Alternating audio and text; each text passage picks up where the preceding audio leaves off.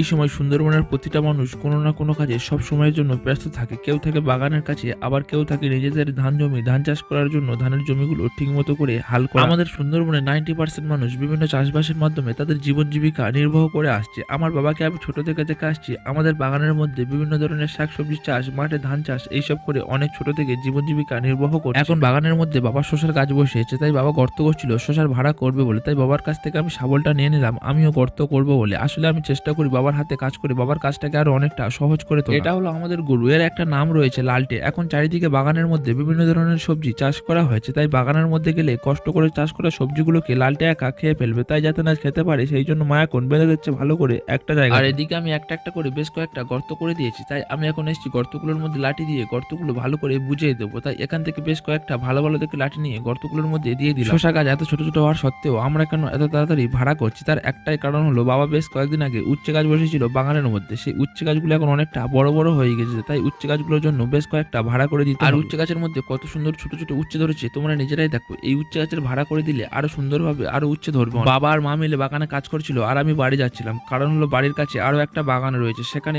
শসার চাষ করা হয়েছে। সেই গাছগুলোর মধ্যে জল দিতে হবে, তাই আমি বাড়িতে যাচ্ছি। তাহলে আমি এখন বাড়িতে যাই, আর তোমরা চ্যানেলটিকে সাবস্ক্রাইব করো। বাই।